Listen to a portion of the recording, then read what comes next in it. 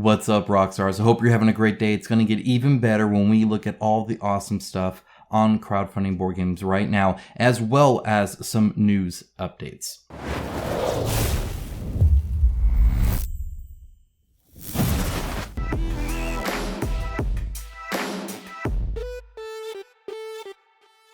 Thank you to my channel sponsor Into the AM. As a company that believes hard work and a great product is a proper way to conduct business, I am delighted to have them as part of the channel. They have some of the coolest graphic t-shirts around and an absolute best fit and feel that has continually exceeded my expectations.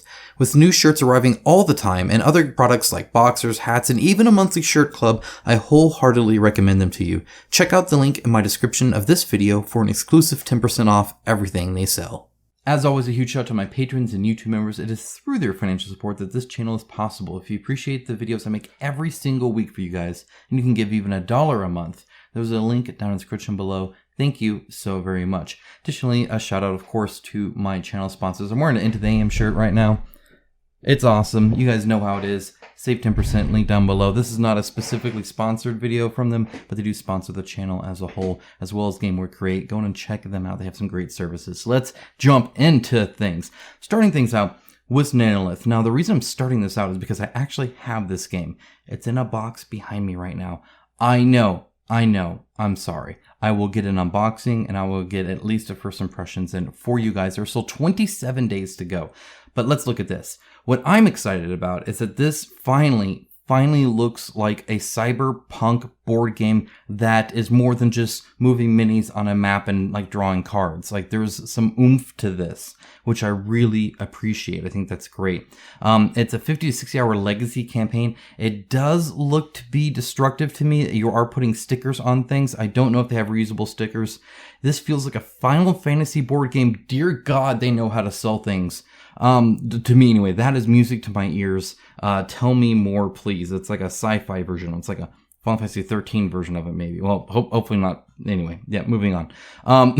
This has essentially kind of a push your luck mechanic with these kind of dice placements here, where you're trying to essentially get into like this overdrive mode. I'm calling it overdrive. I forget the name that they do, where you can do some ultimate attack.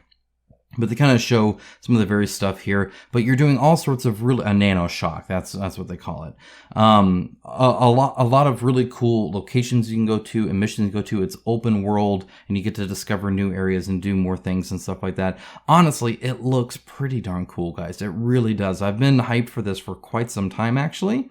And I'm excited to get some time with it personally. I really am. I think this looks super neat. The little panda robot guy. Love it. Super cool. Yeah, so this is great. And look, there's like an arena mode where you even get the walls and stuff. There's all sorts of stuff. It's actually cheaper than most games too. I'm sure the standees help with that, of course. I don't know if they're going to plan on ever releasing all of them as miniatures as opposed to just the characters. I guess we'll have to see. But either way, super cool. Glad it's up and glad it's funded and doing well. Next up, KeyForge was announced. This is coming up later, but obviously I wanted to let you guys know early on. I know a lot of people like their KeyForge. I've not played it personally, but I've heard good things about it. And so this will be on GameFound actually. But it looks like September 22. So very soon, I guess, is kind of what we'll get. Winds of Exchange. And then, yeah, again, I've not played it, but yeah, a link down below to this and everything else I'm covering, by the way, guys. That's applicable for a link. There's a ton in that description. Go ahead and use it. Feel free to watch the video first, but I mean, seriously, I'm linking to it all for your convenience. Next up, Steinhardt's Guide to the Eldritch Hunt, a 5e supplement. This is the big mamma jamma on crowdfunding right now. 2.5 million, almost 2.6 million. It's doing very, very good. There's a few reasons for that. Let me explain.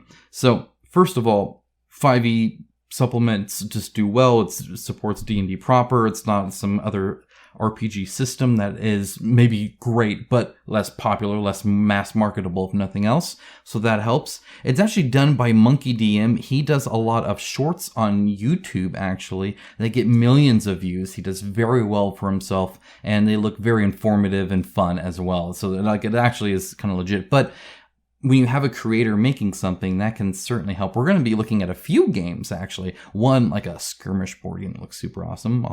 More on that later. by creators, and just because they already have a following, right? I mean, even if I made a board game, there's a certain set of you that would kind of follow me over there, or at least hear about it easier, because my bread and butter is communicating with a community, right? So obviously that's easy enough to do. It's just kind of like instant marketing. So some of it's that. Also, it is a little bit on the pricier side, where you're spending a fair bit, like $60 for the book and PDF, $30 for the PDF. It's nothing terrible. But if you want the core box, it's $140. And then, of course, the all-in is $350. The all-in's actually kind of cheaper than some others. Some offer a ton of stuff, so that's kind of nice. It looks like there's a lot of content here, and another thing that helps is the quality looks good. So that's obviously there as well. The art style looks good. It looks well presented. They're showing lots of really pretty dice. That helps show those pretty dice early. And it has a little bit of everything, as you can see. So it's offering a whole lot there.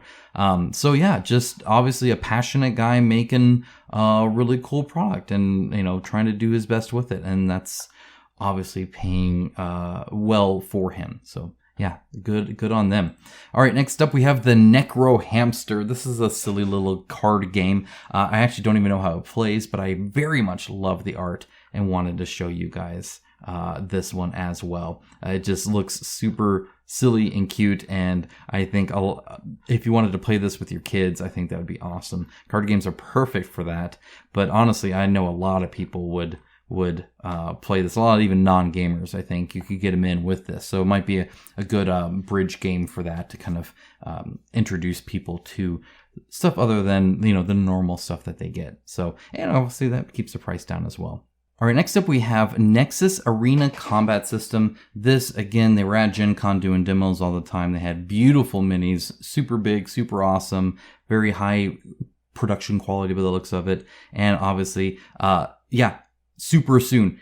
Q4 2022. It's already made. They just need to ship it to you. So you are guaranteed to get this game. In an age where you're never sure if you're going to be charged extra shipping or something's going to cost you more 3-4 years down the line, maybe. It's nice to see something like this. We're going to see more like this in the future, I highly suspect it. So get used to it, where you actually back a game and then get it. It's closer and closer to buying it, and then you work with the community beforehand. That's what companies like Loose Mass Studio are doing, and Nexus has done this throughout by repeated campaigns and working with backers at the time and just getting feedback and all that stuff. So it's an arena skirmish game. It is very 80s violent themed. It wears that on its sleeve. It's very obvious. You got bloody traps and appendages and people ripping out hearts, and it's ridiculous and crazy. All right, next up we have Ivion Season 2 Winter's Bite. This is a sequel to Ivion 1, which was successfully funded and delivered. This is now the second one. And, it looks pretty neat. It's a kind of a miniature movement game. However, truly the combat and everything is you build a card deck. It's a deck construction game, and you get to use those decks. And it's a very back and forth combat system. Tom Vassell sung its praises in the first one a lot, and they use that to advertise it. And honestly, that's a pretty smart thing to do. He said he really did enjoy it. So there's definitely some warrant there. There is one oddity here I wanted to point out. This right here, I don't like the look of that. It looks like a booster pack to me. I don't think they're booster packs. I certainly don't think they're selling them for $12 a pop. That'd be ridiculous. Who do you think they are? Magic the Gathering? They're ridiculous when they do it too. So I'm not sure exactly what that looks like there, but the decks are to hold your decks, and I think you can just pre-construct them and put them in there is my understanding there. But yeah, I don't know. Maybe they're selling them at $12 a pop. The cards look very pretty. It's some of the better art here, actually. I think it's better than some of this art here, actually. So the cards look really nice. But it's a known quantity, so you can see it. The minis look super not good. First of all, they have silliness like this really skinny staff and stuff like that. Like, they're obviously not production ready yet. Look how skinny the axe handle is. It's going to be changed when they actually make it. But it also doesn't match the art style as well. So they seem very out of place, in my opinion. I don't mind the art style per se. It just doesn't match, I think, the art that that's on display. So anyway, gameplay wise though, looks super solid, and again, the Clash Pack is what, $40, so a little bit on the cheaper side too, which is kind of nice. All right, next up we have Sebastian Crowe's Guide to Drakkenheim, which just sounds super cool. It is another 5e with subclasses, stuff like that. So if you're not into RPGs, then you may still be interested in some of the stuff like the minis, but that's really probably it. But it looks very pretty. It is a little bit cheaper. As you can see, the PDF, for instance, is $25. You can actually get the hardcover book and stuff like that for $65. It was like $80 for the other one, or something like that.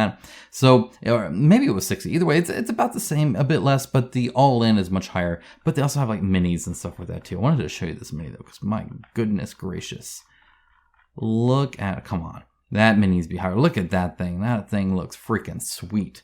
So I don't know if this is necessarily to scale, but it is gargantuan scale miniature. You guys in D&D will probably know exactly what I mean when I say that. So that is available as well, doing very well, over 500,000 raised. Next up, Leviathans, A Great War. I mentioned this in my last news video. One thing I wanted to update with, besides, just looking at the game again, is all the way down here. I do have a little bit of feedback here. Oh my dear Lord. Okay, the man, Kickstarter, I swear. Okay, this is their shipping section. Notice there are no numbers here. It says, indeed, the current shipping conditions of the world make it impossible to give accurate cost estimates, not when we're shipping more than a year from now. Instead, all we can say is that we already opened a test hub in Australia for shipping and selling items locally, and our blah, blah, blah, blah, blah. Regardless, oversized items such as neoprene mats will always be more expensive to ship. Once we are much closer to fulfillment, full cost estimates will be provided. Thank you so much for your patience and supporting during this time. This is all BS. Still give a number. Do your best effort. There is no way that you aren't, crunching numbers and looking at things. And if not, you should be. Okay. You could even just say, here's what it is now. You could say, here's what it is now. Here's what we hope it'll be in the future. You could even say, hey, we hope it'll go down based off the trend line this much. Put it there. Either way, put something there and have it make some sense. Put some thought into it and put it there. But nobody wants some blanket statement thing. If nothing else, give people data. How big is this game? What are the size estimates that you have? And if you don't have any of that, then what are you doing selling a product? You have to figure these things out. You have to work through this. I understand it's an estimate. We all understand it's an estimate. Well, okay, I can't say we all. I'm sure others don't, but we get it, especially shipping way out there. Hopefully it's less, but you can provide some number, even if it's just, here's where we are now. Here's where we hope it'll be. That's our target. It might be more. Just say that then. Explain it. But don't just say nothing and then people are just going to be, well, hey, it could be $150 to the US. It could be $60 to US. It could be $40. I don't know. I don't even know how big the game is. I don't even know the size difference in the tiers. How am I supposed to get any of that information if you refuse to even tell me? That's the first shipping one I'd seen where they're just like, hey, yeah, we don't know. And that's BS. That's not acceptable. I will never be okay with that, ever. Put a price there and put some thought behind that price. Doesn't have to be 100%. It's not a guarantee. You can say it's not a guarantee, but don't just say nothing. I don't like that at all. Dungeons of Doria, 22,000, 11 days still to go. Not as funded as I actually anticipated, but much closer to funding than it was. When I first covered it, it was not close to funding. It definitely is now.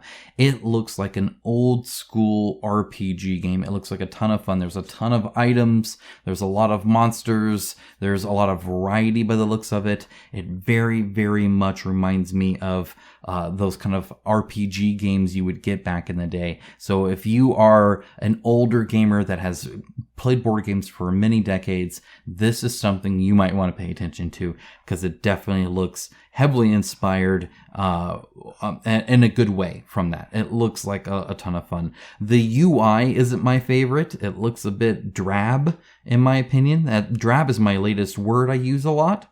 It's just very muted, very earth tones, a lot of that, a lot of like faux textures and stuff like that. It helps it look older, but then it also looks older. So, it's whatever, but that's always subjective. The actual art on the characters, by the way, I think look really good. All right, next up we have Barbaric. I covered this last time as well. This is a competitive miniatures game where you're mounting these ridiculous like underwater mech things as like these rabbit people and cat people and stuff like that, and fighting each other. It's like crazy. There's nothing else really like it as far as I can tell. So the combination is really neat. Oh, and they're doing day unlocks now, which is kind of cool. Is combining your person with the different like vehicles, I guess you could call them. So definitely a cool art style, cool minis, at least the renders. You can ride a technological Megalodon as a furry bunny rabbit person. I've never said a sentence in my life. Okay, this is another 5e thing. This is essentially Pokemon in D&D, which, you think does really well. So you have the pet form where they're just like following you and they're all cutesy. And then you have their battle form, and then you'll have their evolved form as well. Again, it's Pokemon, right? Where you're kind of befriend, train, battle, and evolve, right? And then you can also kind of sync with them. So embody and attune and channel and then transcend, right? So you can kind of like have them buff you up. So there's 2 different versions of that. Looks pretty neat. I like the idea of it. I'm actually surprised it's not doing better. Just because I think, like D&D Pokemon sounds amazing. Maybe they're not selling it well enough there. I'd have to look at it a lot closer to really figure that out. But either way, they're still doing quite well. 230,000 is no small feat. All right. What you should have done, party game. What you should have done is not this. This is another clone of Cards Against Humanities. You get the black cards, you get the white cards, you play them, you have fun. It does have a 2-part system that does make it more fun. I think this would be a great party game. I don't not knocking that. But a few things here. First of all, this is against the terms of service of Kickstarter. You can't do giveaways like this. That is not allowed. So, I mean, I've not reported, I don't think anybody's reported it, but technically not allowed to do that. You can't do giveaways like that. So if the person's watching, you should probably take that down and not do that. So this guy, he's quite the character, by the way. I would love to have a dinner with him, actually. I bet he's a hoot. The reason I say that is because he has some like craziness about him. Okay, so for instance, you have like a $250 dinner with him, which, I mean, yeah, sure, but you also at one point could have shaved his back hair. We know there are some desperate sick freaks out there that are willing to shave people's back hair for a nickel, but why pay them a nickel when you could pay a handsome hunk of a man like Rick $10,000 instead? You get a copy of the game and you get to shave his back. No, what? So he can't take this off. So the most he could do is just, remove it to say all gone, right? But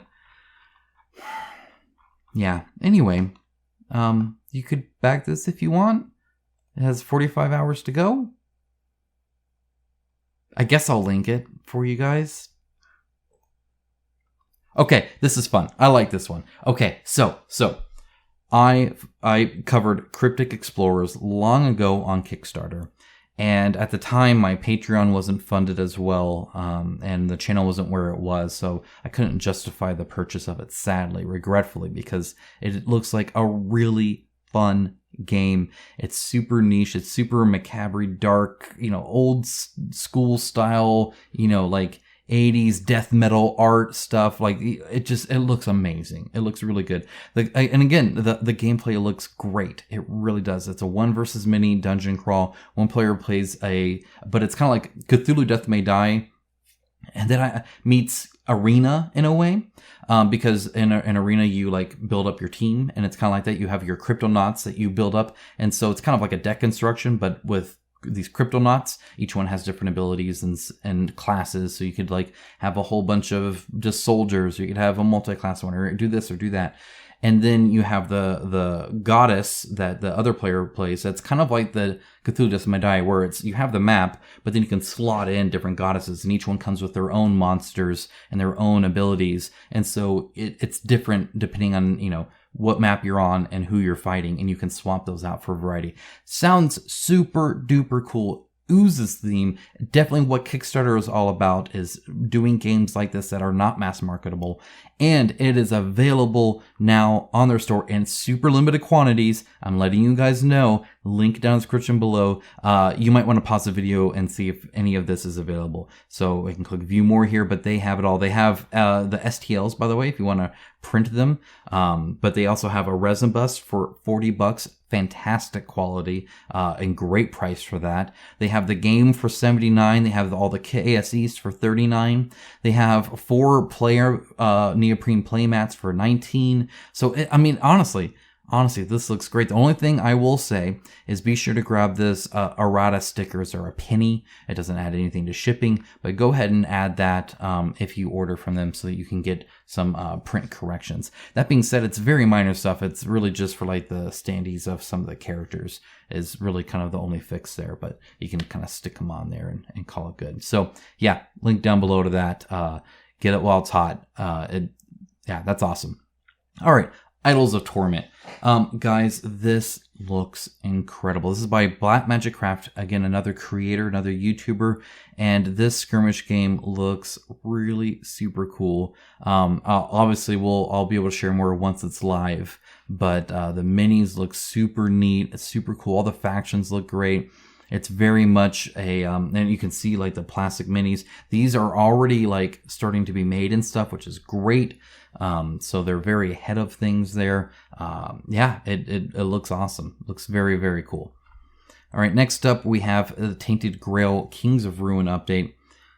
Less cool is this mini. I'm sure a lot of people like it. I think this looks absolutely silly to have these here. I'm not about it. It just looks very silly to me. So he the art looks super cool. That looks freaking amazing. These ponies look adorable, not scary. And then him without like legs or anything like that. Like he's not going even really into mist, but I don't know. It looks like a slug with a big sword riding tiny little ponies. I don't know. I'm not getting the sense of it. Like, oh, look, he does have feet. I guess he's just on his knees. That's not cool. Like, I don't know. Okay, anyway. They have gorgeous art, guys. I mean, their art is amazing.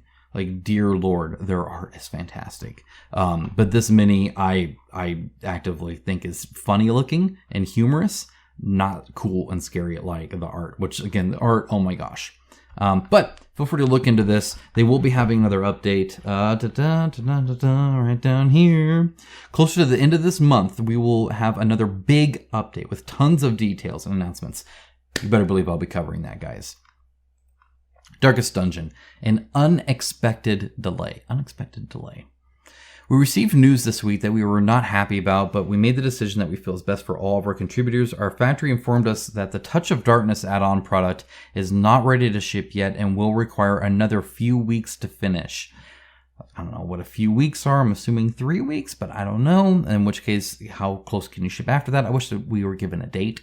So this was supposed to ship out on the 15th of August. I'm recording this. You're getting this soon after. Recording this on the 18th. You'll be getting this on the 19th. If you're seeing this much later, you should have subscribed so you could see this sooner, I guess. Though they're not going to let us know either.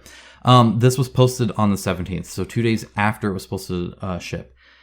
The bummer about this, my opinion, is that they're very stringent on their hey, you get your Wednesday update.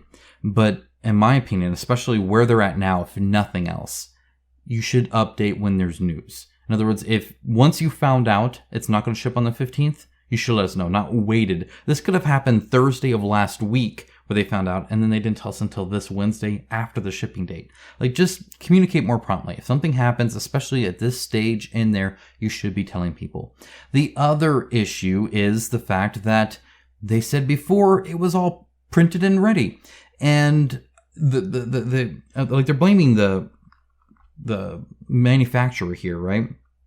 Which, I mean, and they're like, oh, hey, they told us it was all ready to go. Well, you see all these pictures, you can ask for pictures of things. I mean, how many campaigns have you seen where they show everything packaged up and they see each product and all that? Did they not see this product printed? I don't know. it doesn't make a lot of sense to me. It seems to me like they were just saying it was all ready, and then the manufacturer was saying it'll be ready by then, and then it turns out they were late. Not that it was all actually printed, sitting there on a pallets ready to be shipped out, because again, the manufacturer will show you pictures of them saran wrapped, ready to go when they're ready to go. Obviously, they weren't ready to go. So, I don't know. It needs more explanation than this. They're at a point where they need to tell us right away when something happens, and they just need to be thorough about explaining it. This just seems weird and doesn't make any sense, especially if you're not contradicting stuff you said before. So, yeah, not a good image. I still think, of course, we'll get her a game. I'm not concerned about that. It's a great game. I played it at Gen Con. It's fantastic. I really enjoyed my time with there. I'd have to see the whole campaign, obviously, to know more. But core gameplay loop-wise, I had a lot of fun with it, for sure. But gosh darn it, this is frustrating. So first of all, please accept our apologies for the change in departure date. I feel that should have been up here. So we are sorry to inform you, right, kind of thing. But anyway, moving on. The Everrain, the Neverrain, whatever. Okay, speaking of not letting you know until later, update on games still to be fulfilled. And then they talk about, hey, why is there no US backing and Canada backing it? I would like to point out, by the way, that their last update was April 29th, and then they updated on August 1st. That is a big delay. That is 2 months. For 2 months, you couldn't tell us anything? What happened, or what they're claiming happens. And again, everybody was commenting. Everybody was doing this. They could have said this at any time. They chose not to. For months. They are saying that they have the money for Quartermaster Logistics, except they don't. They will have the money once they get money back from a European tax agency that owes them money that they haven't gotten yet either. This HMRC, whatever the heck that is. UK Taxes Payment and Customs Authority. So they were hoping that they would get this tax rebate sooner, and then they would pay QML for that, but they haven't gotten it, so they haven't paid it. They could have communicated this at any time, first of all. Any time, either earlier or at any time when people were freaking out thinking they didn't have any money coming in at all. People said, hey, they have no way of making money, right? None of this makes any sense. I'm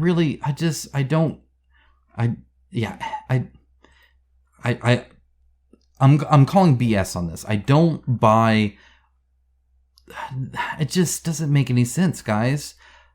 Why would you not say anything for months? And then suddenly it's, oh, hey, yeah, well, this tax thing's coming back and we're going to do that. And it's well then, or anybody could have reassured anybody at some point, right? Quartermaster Logistics, when they made the big announcement talking about it and all this. Anyway. So supposedly, once they get this, everybody in the USA and Canada will get their games. Until then, nothing. What this means about village attacks, God knows. Good luck, guys. If you're sticking in with it, good luck. All right, next up we have this very, very interesting article that's super disheartening. Kickstarter will now hide reported comments pending review, so that it'll automatically hide. Kickstarter announced today it will now automatically hide from public view comments reported by creators until its trust and safety team has reviewed them and made a decision on whether the comment should remain or be deleted in an effort to curb the number of abusive comments visible on the platform. Well, boy, I'm sure that won't be abused at all. What a terrible, terrible idea. So now, essentially, if any creator doesn't like your post, they can instantly just report it and it will go away without question until a team of people will look at your comment specifically and approve it manually or not. That's wild to me. That is I cannot believe that. That's crazy to me. That's the level they're at now. I just really don't understand that at all. It's very important that people are able to speak their mind. It's very important for a crowdfunding website where your whole purpose is to interact and listen to feedback from backers to have an auto hide at the whim of the creator any comment that they don't like, and that it'll actually hide it until it's approved. There is no mention here of them having repercussions for abusing this. No mention of anything like that, or of 3 strikes you're out, or of invalid use of this, or it's just, hey, we'll review it and let you know yes or no.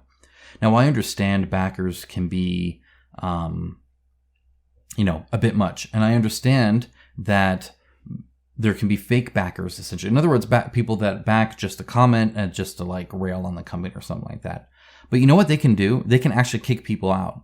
You can, if you feel that that person is not a true, backer and is against backers, not just your company, but backers, and like is actively like being mean and trolling and stuff like that, you can remove them from your campaign and say, no, you don't get to have this.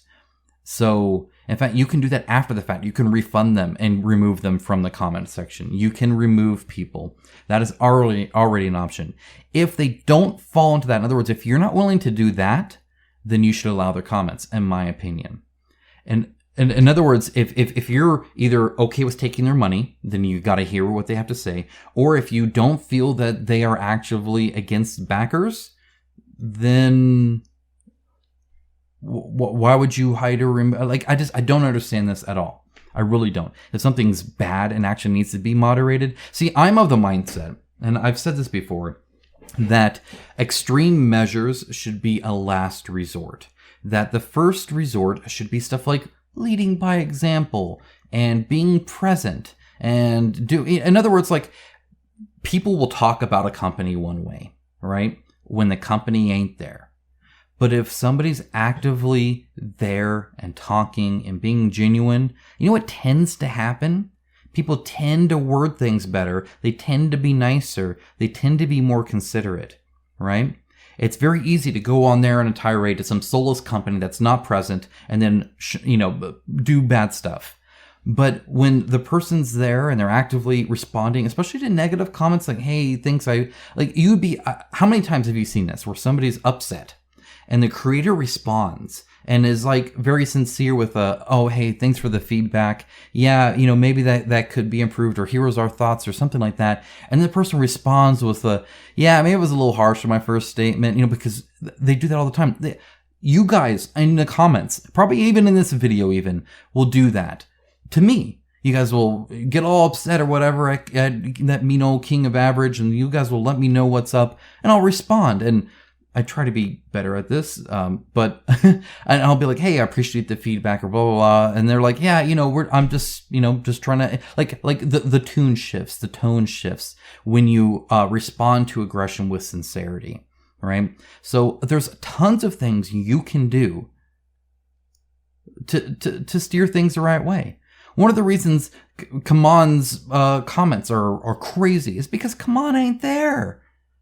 That's why. You get what I'm saying? So, I mean, there are some things where, treating your backers right helps too, right? Making good decisions helps too. Sticking to your word helps too. All these other things like honesty and respect help, of course, but just being there. When was the last time you drove on the interstate and everybody's all speeding, going all crazy, and then that dumb cop, right, drives on the interstate, and now everybody has to go the speed limit around the cop, right? Because the cop's there, you see him. Or when they slow down, when they see a cop pulled over somebody else, like, oh crap, man, there's cops on this road, right? The presence helps. So there's tons of stuff you can do besides removing content and removing people's voices. I hate that, I really do. If you need to do it, sure, but then really do it. Kick them out. If not, you got to deal with them. That's dumb. I don't like that. I'm sorry. I know that was a tirade, but that really bothers me. I see that all the time. Let's talk about some NFTs. Let's refresh this. This keeps going down. Let's see where we're at now. Okay.